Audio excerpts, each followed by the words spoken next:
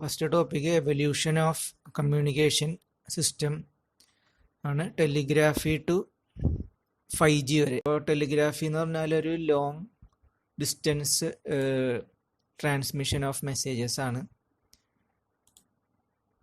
Okay, അപ്പോൾ അതിൽ നമ്മളൊരു സിംബോളിക് ആയിട്ടുള്ള കോഡ്സ് ആണ് സെൻഡ് ചെയ്യുന്നത്. ഒരു വോയിസ് ഒന്നുമില്ല, ജസ്റ്റ് ഒരു മെസ്സേജസ് ആണ് ഏറ്റവും ആദ്യം സെൻഡ് ചെയ്യുന്നത്. അതാണ് ടെലിഗ്രാഫി.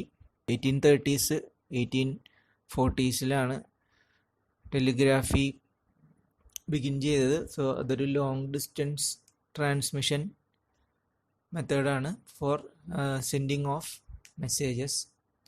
ഓക്കെ, മെസ്സേജസ് ഒരു ലോങ് ഡിസ്റ്റൻസ് ആയിട്ട് സെൻഡ് ചെയ്യാനുള്ള ഒരു ടെക്നോളജിയാണ് ടെലിഗ്രാഫി. സാമുവൽ മോഴ്സ് ആണ് അത് മെയിനായിട്ട് ഡെവലപ്പ് ചെയ്ത ആൾ. പേര് മോഴ്സ് കോഡ് എന്നാണ് അതിൻ്റെ പേര്. So you can say telegraphy is A machine for transmitting and receiving messages. Okay, അപ്പോൾ മെസ്സേജസ് ട്രാൻസ്മിറ്റ് ചെയ്യാനും റിസീവ് ചെയ്യാനും ഉള്ള ഒരു മെഷീനാണ് ടെലിഗ്രാഫ്. പിന്നെ അത് കഴിഞ്ഞ് ഡെവലപ്പ് ചെയ്ത കമ്മ്യൂണിക്കേഷൻ സിസ്റ്റമാണ് ടെലിഫോൺ. ഇപ്പോൾ ടെലിഫോൺ നിങ്ങൾക്കറിയാം, ടെലിഫോൺ ഇൻവെൻറ്റ് ചെയ്തത് ഗ്രഹാം ബെല്ലാണ്. Alexander Graham Bell was the person who invented telephone and it was in 1876. ഇപ്പോൾ 1876 ടെലിഫോൺ ഗ്രഹാം ബെല്ല് ഇൻവെൻറ്റ് ചെയ്തത്. അപ്പോൾ അതിൻ്റെ ഫങ്ഷൻ എന്ന് പറഞ്ഞാൽ നമുക്കറിയാം, telephone will convert the sound into electrical signals. അപ്പോൾ ആ സൗണ്ടിനെ ഇലക്ട്രിക്കൽ സിഗ്നൽസ് ആക്കി കൺവേർട്ട് ചെയ്യുക, അതാണൊരു ടെലിഫോണിൻ്റെ ഫങ്ഷൻ. അപ്പോൾ ഹ്യൂമൻ വോയിസിനെ എഫിഷ്യൻ്റായിട്ട് ഇലക്ട്രോണിക് സിഗ്നൽസ് ആയിട്ട് കേബിൾസ് അല്ലെങ്കിൽ വയേഴ്സിൽ കൂടി ട്രാൻസ്മിറ്റ് ചെയ്യുക. So that is the function of A telephone. ഇനി അത് കഴിഞ്ഞിട്ടുള്ള ഫർദർ ഡെവലപ്മെൻറ്റ്സ് ആണ് പഠിക്കാനുള്ളത്. First generation, second generation, third generation, അങ്ങനെ ഉള്ള ജനറേഷൻസ് ആണ് നിങ്ങൾക്ക് ഈ മൊഡ്യൂളിൽ പഠിക്കാനുള്ളത്. അപ്പോൾ ഫസ്റ്റ് ജനറേഷൻ എന്ന് പറയുമ്പോൾ അത് ഒരു അനലോഗ് സിസ്റ്റംസ് ആണ് ഫസ്റ്റ് ജനറേഷനിൽ യൂസ് ചെയ്യുന്നത്. അനലോഗ് സിഗ്നൽ എന്ന് പറഞ്ഞാൽ അത് ഏത് വാല്യൂ വേണമെങ്കിലും എടുക്കാം, ഏത് വോൾട്ടേജ് ലെവൽ അല്ലെങ്കിൽ ആംപ്ലിറ്റ്യൂഡ് ലെവൽസ് എടുക്കാവുന്ന ആ ഒരു സിഗ്നലിനെയാണ് അനലോഗ് സിഗ്നൽ എന്ന് പറയുന്നത്. അപ്പോൾ അങ്ങനെയുള്ള സിഗ്നൽസിനെ ട്രാൻസ്മിറ്റ് ചെയ്യാൻ യൂസ് ചെയ്യുന്ന സർക്യൂട്ട്സിനെയാണ് അനലോഗ് സർക്യൂട്ട്സ് എന്ന് പറയുക. ഡിജിറ്റൽ സർക്യൂട്ട്സ് എന്ന് പറയുമ്പോൾ അത് ഡിജിറ്റൽ സിഗ്നൽസിന് 2 ലെവൽസ് ഉണ്ടാവുള്ളൂ, ഒന്നല്ലെങ്കിൽ ഓൺ അല്ലെങ്കിൽ ഓഫ്. അപ്പോൾ 2 ലെവൽസ് ആണ് ഡിജിറ്റൽ സിഗ്നൽസിൽ ഉള്ളത്, അതായത് 0s and 1s. അപ്പോൾ 2G എന്ന് പറയുന്നതാണ് second generation, 3G third, 4G fourth, 5G fifth, അങ്ങനെയാണ് അതിൻ്റെ ആ ഒരു എവല്യൂഷൻ എന്ന് പറയുന്നത്. ഏറ്റവും ആദ്യം ഡെവലപ്പ് ചെയ്തത് ടെലിഗ്രാഫ്, അത് കഴിഞ്ഞിട്ട് വന്നത് ടെലിഫോൺ, പിന്നെ റേഡിയോ, അത് കഴിഞ്ഞ് ആണ് സെല്ലുലാർ സിസ്റ്റംസ് ഡെവലപ്പ് ചെയ്തത്. അപ്പോൾ ആ സെല്ലുലാർ സിസ്റ്റത്തിനെ ആണ് അനലോഗ് സെല്ലുലാർ സിസ്റ്റത്തിനെയാണ് ഫസ്റ്റ് ജനറേഷൻ എന്ന് പറയുന്നത്. ഒരു 5 കോളംസ് ഉണ്ട്, 1G, 2G, 3G, 4G, 5G. പിന്നെ ലെഫ്റ്റ് സൈഡിൽ അതിൻ്റെ പാരാമീറ്റേഴ്സ് ആണ്, അതായത് ഏത് ഇയറിലാണ് അത് ഡെവലപ്പ് ആയത്, അതിൻ്റെ ബാൻഡ് വിഡ്ത്ത് എന്ന് വെച്ചാൽ അതിൻ്റെ സ്പീഡൊക്കെ എത്രയാണ്, പിന്നെ അതിൽ യൂസ് ചെയ്യുന്ന ടെക്നോളജി എന്താണ്, പിന്നെ ഏതൊക്കെ സർവീസ് അത് പ്രൊവൈഡ് ചെയ്യും, പിന്നെ അതിൽ ആക്സസ് മെത്തേഡ്സ് എന്തൊക്കെയാണ്, സ്വിച്ചിങ് മെത്തേഡ്സ് എന്തൊക്കെയാണ്, അതിലെ നെറ്റ്വർക്ക് ഏതാണ്, അതിൽ ഹാൻഡ് ഓഫ്.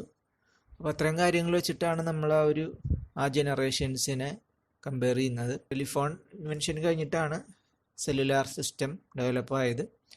അപ്പോൾ സെല്ലുലാർ സിസ്റ്റം എന്ന് പറഞ്ഞാൽ ഒരു ഏരിയനെ നമ്മൾ ഡിവൈഡ് ചെയ്യുന്നതിനെയാണ് സെൽസ് എന്ന് പറയുക. ഒരു പർട്ടിക്കുലർ ഏരിയനെയാണ് നമ്മളൊരു സെല്ലെന്ന് പറയുക. അപ്പം അങ്ങനെ ഒരു ഗ്രൂപ്പ് ഓഫ് സെൽസ് ഫോം ചെയ്തിട്ടാണ് ഒരു ഹോൾ ഏരിയ ആവുന്നത്. അപ്പോൾ അതുകൊണ്ടാണ് അതിനെ സെല്ലുലാർ കമ്മ്യൂണിക്കേഷൻ എന്ന് പറയുന്നത്. അതായത് ഒരു area, geographical area is divided into A number of cells. അപ്പോൾ ഫസ്റ്റ് ജനറേഷൻ ടെക്നോളജി എന്ന് പറഞ്ഞാൽ അത് 1980s അത് ഡെവലപ്പ് ആയത്. അതിൻ്റെ സ്പീഡ് എന്ന് പറഞ്ഞാൽ ഒരു 2 kb/s ആണ്. അതിൽ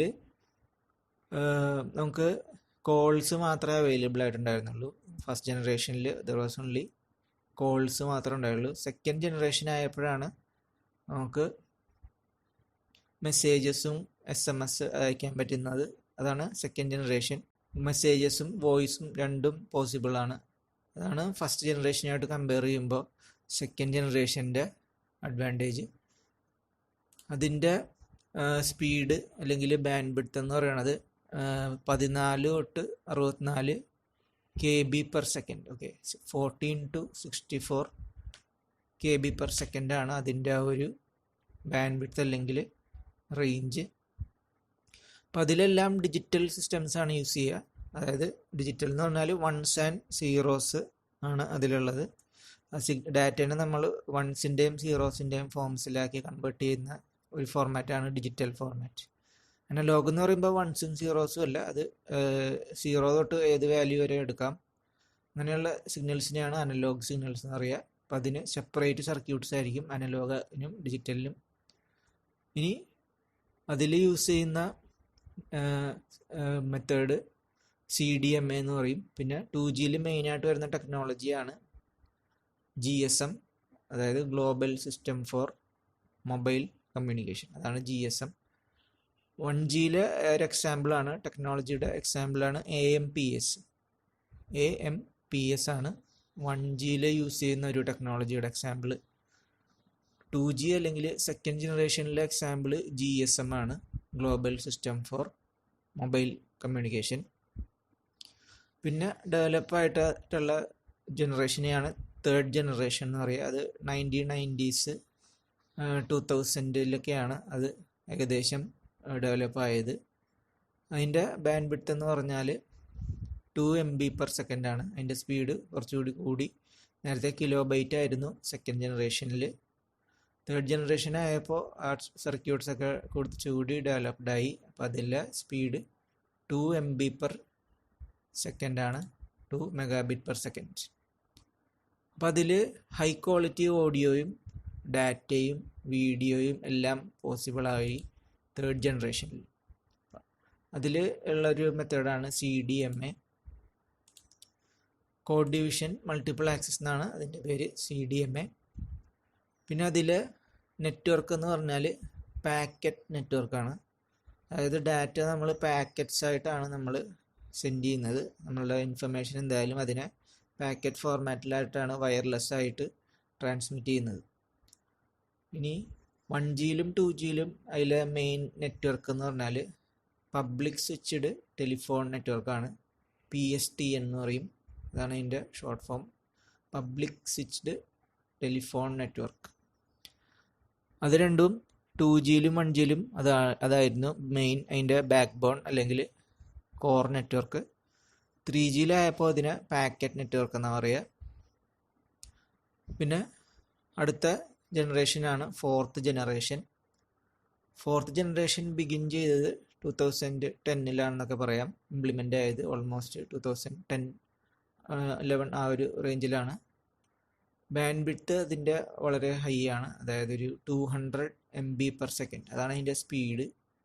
200 MB/s സ്പീഡിൽ അത് ഓപ്പറേറ്റ് ചെയ്യാൻ പറ്റും. നമ്മളിപ്പോൾ പ്രസൻ്റ്ലി നമ്മൾ എല്ലാവരും യൂസ് ചെയ്യുന്ന ടെക്നോളജിയാണ് 4G. അപ്പോൾ അതിന് പറയുന്ന വേറൊരു പേരാണ് വോൾട്ട്, VOLTE. LTE എന്നും പറയും, ലോങ് ടേം എവല്യൂഷൻ. LTE എന്ന് പറയും, ലോങ് ടേം എവല്യൂഷൻ എന്നാണ് അതിൻ്റെ പേര്. അപ്പോൾ അതിൽ ഹൈ സ്പീഡ് നെറ്റ്വർക്കാണ് ബാക്കിയുള്ള ജനറേഷൻസുമായിട്ട് കമ്പയർ ചെയ്യുമ്പോൾ. അതാണ് പ്രസൻ്റ്ലി ഇന്ത്യയിലുള്ളത്. അതിൽ യൂസ് ചെയ്യുന്നത് പാക്കറ്റ് സ്വിച്ചിങ് ആണ്. കോർ നെറ്റ്വർക്ക് അതിൻ്റെ ഇൻ്റർനെറ്റാണ്. അതായത് ഇൻ്റർനെറ്റ് ബേസ് ചെയ്തിട്ട് നമുക്ക് കോൾ ചെയ്യുന്നതൊക്കെ ഇൻ്റർനെറ്റ് ബേസ് ചെയ്തിട്ടാണ്. അതാണ് 4G ടെക്നോളജി. പിന്നെ അത് കഴിഞ്ഞിട്ടുള്ളതാണ് 5th ജനറേഷൻ. അതിന് സൗത്ത് കൊറിയയിൽ അത് ഓൾറെഡി ഇംപ്ലിമെൻ്റ് ആയിട്ടുണ്ട് 5th ജനറേഷൻ. അങ്ങനെ കുറച്ച് കൺട്രീസിൽ അത് ആയി വരുന്നേ ഉള്ളൂ. അപ്പോൾ അതിൻ്റെ വളരെ ഹൈ സ്പീഡാണ്, 1 GBps ആണ്. ജിഗ എന്ന് പറയുമ്പോൾ 10⁹ ആണ്. അപ്പോൾ അത്രയും bits per second. Transfer rate നമ്മൾ ബിറ്റ്സ് പെർ സെക്കൻഡിലാണ് പറയുന്നത്. അപ്പോൾ എത്ര ബിറ്റാണ് ഒരു സെക്കൻഡിൽ നമ്മൾ ട്രാൻസ്മിറ്റ് ചെയ്യുന്നത്? ഒരു ബിറ്റ് എന്ന് പറഞ്ഞാൽ 1 അല്ലെങ്കിൽ 0. അപ്പോൾ എത്ര നമ്പർ ഓഫ് ബിറ്റ്സ് ആണ് നമ്മൾ ഒരു സെക്കൻഡിൽ ട്രാൻസ്മിറ്റ്? 5th ജനറേഷന് 1 GB/s ആണ്. ടെലിഗ്രാഫി അത് പറഞ്ഞു, it was invented by Samuel Morse. അപ്പോൾ മോഴ്സ് കോഡ് എന്നാണ് അതിന് പറയുക. അത് കുറച്ച് കോഡ്സ് ആണ് നമ്മളത് ട്രാൻസ്മിറ്റ് ചെയ്യുക. അത് കഴിഞ്ഞിട്ടാണ് ടെലിഫോൺ ഡെവലപ്പ് ആയത്. അതിനുശേഷമാണ് ആ ഓരോ generation 1G, first, second, third, fourth, അങ്ങനെ 5th. അപ്പോൾ ഫസ്റ്റിൽ പറഞ്ഞു അതിൽ വോയിസ് മാത്രമേ ഉള്ളൂ. അതിൽ AMPS ആണ് അതിൻ്റെ എക്സാമ്പിൾ. സെക്കൻഡിൽ വോയിസും ഉണ്ട്, ഡാറ്റയും ഉണ്ട്. അതിൻ്റെ എക്സാമ്പിളാണ് GSM, CDMA, TDMA. പിന്നെ 2Gയുടെയും 3Gയുടെയും ഇടയിലുള്ളതാണ് 2.5G. അതിൻ്റെ എക്സാമ്പിൾസാണ് GPRSും എഡ്ജും. പിന്നെ 3Gയിലെ എക്സാമ്പിൾസാണ് WCDMA അല്ലെങ്കിൽ വൈഡ് ബാൻഡ് CDMA, UMTS. പിന്നെ 4Gയിൽ അതിനെ മൊബൈൽ IP എന്നും പറയും, അല്ലെങ്കിൽ അതിനെ വോൾട്ട് എന്നും പറയും, VOLTE. അപ്പം നമ്മൾ മെയിനായിട്ട് അതിൻ്റെ ടെക്നോളജിയും അതിൻ്റെ സ്പീഡും ആണ് മെയിനായിട്ട് പറയുക. ഓക്കെ, അപ്പോൾ ഹൈ സ്പീഡുള്ള ഇത് 5G ആണ്. അത് അണ്ടർ ഡെവലപ്മെൻ്റ് ആണ്.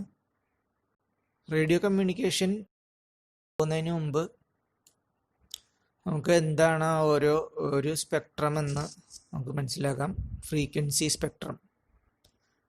അപ്പോൾ അതിലെ ഫ്രീക്വൻസീസിനെ നമുക്ക് ക്ലാസിഫൈ ചെയ്യുകയാണെങ്കിൽ very low frequency, low frequency, high frequency, very high frequency, super high frequency, extra high frequency, അങ്ങനെ നമുക്കതിനെ ക്ലാസിഫൈ ചെയ്യാം. ഫ്രീക്വൻസിയുടെ ഓർഡറിൽ നമുക്ക് അറേഞ്ച് ഇലക്ട്രോമാഗ്നറ്റിക് വേവ്സിനെ അറേഞ്ച് ചെയ്യുന്നതിനെയാണ് ഇലക്ട്രോമാഗ്നറ്റിക് സ്പെക്ട്രം എന്ന് പറയുന്നത്. അപ്പോൾ ഇലക്ട്രോമാഗ്നറ്റിക് സ്പെക്ട്രത്തിൽ നമ്മൾ കമ്മ്യൂണിക്കേഷനിൽ ചില ഇലക്ട്രോമാഗ്നറ്റിക് വേവ്സ് റേഞ്ചിലുള്ള വേവ് ലെങ്സ് ആണ് യൂസ് ചെയ്യുക. ELF എന്നാണ് നമ്മൾ സ്റ്റാർട്ട് ചെയ്യുക, എക്സ്ട്രീംലി ലോ ഫ്രീക്വൻസി. അതിൻ്റെ ഒരു ഫ്രീക്വൻസി എന്ന് പറഞ്ഞാൽ 3 kHz ആണ്. പിന്നെ അത് കഴിഞ്ഞത് VLF, വെരി ലോ ഫ്രീക്വൻസി. പിന്നെ low frequency, medium frequency, high frequency, very high frequency, ultra high frequency, super high frequency. അപ്പോൾ ആ ഫ്രീക്വൻസീസിൻ്റെ വാല്യൂസൊക്കെ ആ ടേബിളിൽ നിങ്ങൾക്ക് കാണാം. 3 kHz നിന്ന് സ്റ്റാർട്ട് ചെയ്തിട്ട് 300 GHz വരെയൊക്കെ എത്തും. അപ്പോൾ ഓരോ ഫ്രീക്വൻസിയും നമ്മൾ ഓരോ ആപ്ലിക്കേഷൻസിനാണ് യൂസ് ചെയ്യുക. ആദ്യത്തെ ലാൻഡ് കമ്മ്യൂണിക്കേഷൻ, പിന്നെ നാവിഗേഷന്, broadcasting, aeronautical, television, space communication, അങ്ങനെ പല ആപ്ലിക്കേഷൻസിനും നമ്മൾ ഓരോ പർട്ടിക്കുലർ ഫ്രീക്വൻസീസാണ് യൂസ് ചെയ്യുക. അപ്പോൾ ഇലക്ട്രോമാഗ്നറ്റിക് സ്പെക്ട്രം എന്ന് പറഞ്ഞാൽ it's a classification of electromagnetic waves according to the increasing order of frequency അല്ലെങ്കിൽ increasing order of wavelength. ഇപ്പോൾ ഫ്രീക്വൻസിയുടെ ഇൻക്രീസിങ് ഓർഡറിൽ നമുക്ക് അറേഞ്ച് ചെയ്യാം. അതുപോലെ തന്നെ വേവ് ലെങ്ത്തിൻ്റെ ഡയറക്ഷനിലും അറേഞ്ച് ചെയ്യാം. അപ്പോൾ ഏറ്റവും ഹൈ ഫ്രീക്വൻസി ഉള്ളതിനെ EHF എന്ന് പറയും. അത് കഴിഞ്ഞിട്ട് അതിൽ കുറഞ്ഞത് SHF, UHF, VHF, high frequency, medium frequency, low frequency, very low frequency. അപ്പോൾ വെരി ലോ ഫ്രീക്വൻസി 3 kHz ആണ്. ഏറ്റവും കൂടുതലുള്ള ഫ്രീക്വൻസി 300 GHz ആണ്. അപ്പോൾ അതൊക്കെയാണ് നമ്മൾ മെയിനായിട്ട് യൂസ് ചെയ്യുന്ന ഫ്രീക്വൻസി ബാൻഡ്സ്. ഇപ്പോൾ ഓരോ കമ്മ്യൂണിക്കേഷനും ഓരോന്നായിരിക്കും. സാറ്റലൈറ്റിന് വേറെ സെപ്പറേറ്റ് ഉണ്ട്. അതെല്ലാം GHz റേഞ്ചിലാണ് സാറ്റലൈറ്റ് കമ്മ്യൂണിക്കേഷനിൽ നമ്മൾ യൂസ് ചെയ്യുന്നത്. സാറ്റലൈറ്റിന് സെപ്പറേറ്റ് ബാൻഡ്സ് തന്നെയുണ്ട്. L, S, C, X, KU, KA അങ്ങനെയുള്ളതാണ് സാറ്റലൈറ്റിൻ്റെ ബാൻഡ്സ്. പിന്നെ മെയിനായിട്ട് റേഡിയോ കമ്മ്യൂണിക്കേഷൻ എന്ന് പറയുമ്പോൾ 2 ടൈപ്സ് ആണ് മെയിനായിട്ട് ഇത് നമുക്ക് പഠിക്കാനുള്ളത്. AM-ഉം FM-ഉം, amplitude modulation and frequency modulation. അപ്പോൾ റേഡിയോ കമ്മ്യൂണിക്കേഷൻ എന്ന് പറഞ്ഞാൽ ആ ഇൻഫർമേഷൻ ഒരു പ്ലേസിൽ നിന്ന് വേറൊരു പ്ലേസിലേക്ക് അത് ട്രാൻസ്മിറ്റ് ചെയ്യുന്ന പ്രോസസ്സിനെയാണ്. അതിന് റേഡിയോ സിഗ്നൽസ് നമ്മൾ യൂസ് ചെയ്യുന്നു. അതിനെയാണ് നമ്മൾ റേഡിയോ കമ്മ്യൂണിക്കേഷൻ എന്ന് പറയുന്നത്. അപ്പോൾ അതിൽ മെയിനായിട്ട് ഇത് രണ്ടും സെപ്പറേറ്റ് ആയിട്ട് ചോദിക്കാം. What is the principle of AM and what is the principle of FM. അപ്പോൾ ഇത് രണ്ടിലും നമ്മൾ യൂസ് ചെയ്യുന്നത് റേഡിയോ വേവ്സ് ആണ്. റേഡിയോ വേവ്സ് എന്ന് പറഞ്ഞാൽ ഇലക്ട്രോ മാഗ്നറ്റിക് വേവ്സ് ആണ്. അത് ലൈറ്റിൻ്റെ സ്പീഡിലാണ് ഒരു ഇലക്ട്രോ മാഗ്നറ്റിക് വേവ് ട്രാവൽ ചെയ്യുന്നത്. അങ്ങനെ പറയുമ്പോൾ വേവ് ലെങ്ത്തും ഫ്രീക്വൻസി തമ്മിലുള്ള റിലേഷൻ എന്ന് പറഞ്ഞാൽ C is equal to F into lambda ആണ്. That is C equal to new lambda അല്ലെങ്കിൽ F ലാംഡ. F എന്ന് പറഞ്ഞാൽ frequency, lambda wave length, C velocity of light.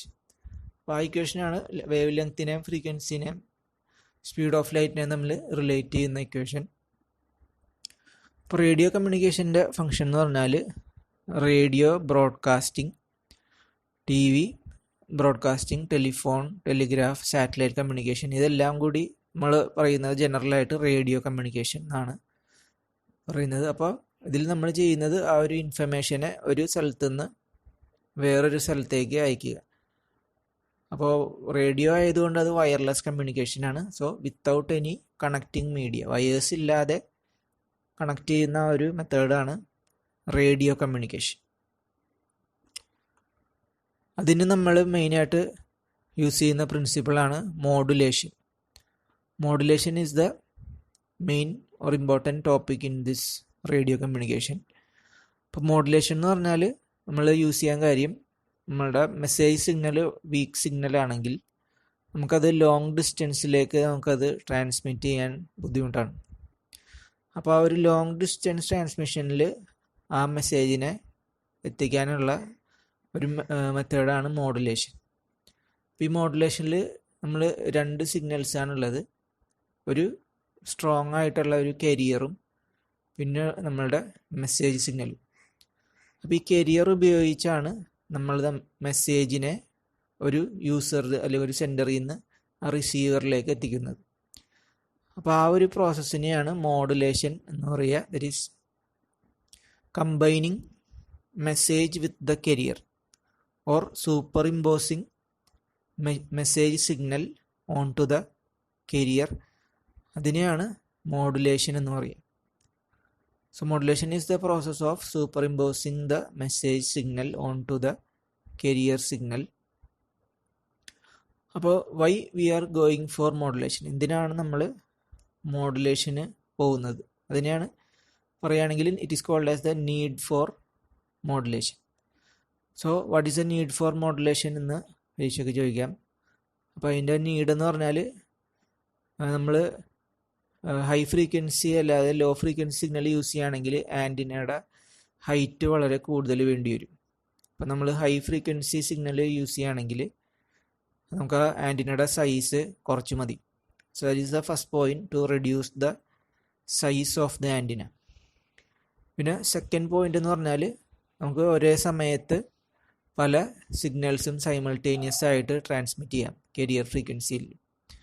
So that is called broadcasting simultaneously the signals at different carrier frequencies. ഒരേ സമയത്ത് തന്നെ എല്ലാ സ്റ്റേഷൻസിനും transmit ചെയ്യാൻ പറ്റും modulation use ചെയ്യുകയാണെങ്കിൽ. കാരണം മോഡുലേഷനിൽ ഓരോ സ്റ്റേഷനും പല ഫ്രീക്വൻസിയിലാണ് ട്രാൻസ്മിറ്റ് ചെയ്യുക. അപ്പോൾ അത് തമ്മിൽ ഇൻ്റർഫറൻസ് ഉണ്ടാവില്ല, കാരണം അവർ ഡിഫറെൻറ്റ് ഫ്രീക്വൻസീസിലാണ് അവർ ട്രാൻസ്മിറ്റ് ചെയ്യുന്നത്. പിന്നെ മൂന്നാമത്തെ ഒരു പോയിന്റ് എന്ന് പറഞ്ഞാൽ മൾട്ടിപ്ലെക്സിംഗ് ആണ്. ഇപ്പോൾ മൾട്ടിപ്ലെക്സിംഗ് എന്ന് പറഞ്ഞാൽ നമുക്ക് എല്ലാ കൂടി ഒരുമിച്ച് കമ്പൈൻ ചെയ്ത് അയക്കാൻ പറ്റും. ഒരു ചാനലിൽ കൂടി തന്നെ എല്ലാ സിഗ്നൽസും കമ്പൈൻ ചെയ്ത് അയക്കുന്ന ആ ഒരു പ്രോസസ്സിനെയാണ് മൾട്ടിപ്ലെക്സിങ് എന്ന് പറയും. അപ്പോൾ അങ്ങനെ ചെയ്യുമ്പോൾ അതിൽ മിക്സിങ് സംഭവിക്കാതെ അത് ചെയ്തോളും. മിക്സിങ് സംഭവിക്കാതെ നമുക്കത് ചെയ്യാൻ പറ്റും. അതാണ് മൾട്ടിപ്ലെക്സിങ്ങിൻ്റെ അഡ്വാൻറ്റേജ്. പിന്നെ 4ാമത്തെ പോയിന്റ് എന്ന് പറഞ്ഞാൽ മോഡുലേഷൻ യൂസ് ചെയ്യുകയാണെങ്കിൽ നമുക്ക് നോയ്സിൻ്റെ എഫക്ട്സ് കുറയ്ക്കാൻ പറ്റും. എക്സ്റ്റേണൽ നോയ്സ് ആവാം. അപ്പോൾ എക്സ്റ്റേണൽ നോയ്സിൻ്റെ എഫക്ട്സ് കുറയ്ക്കാം. അതുപോലെ ചാനൽസ് അല്ലെങ്കിൽ സിഗ്നൽസ് തമ്മിലുള്ള ഇൻ്റർഫറൻസ് കുറയ്ക്കാം. കാരണം ഡിഫറെൻറ്റ് ഫ്രീക്വൻസിയിൽ നമ്മൾ ട്രാൻസ്മിറ്റ് ചെയ്യുമ്പോൾ അത് തമ്മിൽ ഇൻ്റർഫറൻസ് ഉണ്ടാവുന്നത് കുറവായിരിക്കും. അപ്പോൾ അതാണ് ഒരു പോയിന്റ്. അതായത് 4th പോയിന്റ്. 5th എന്ന് പറഞ്ഞാൽ നമുക്ക് കൂടുതൽ ഏരിയ നമുക്ക് കവർ ചെയ്യാൻ പറ്റും. So coverage area will be more when we are using modulation. പിന്നെ ക്വാളിറ്റി ഓഫ് റിസപ്ഷൻ.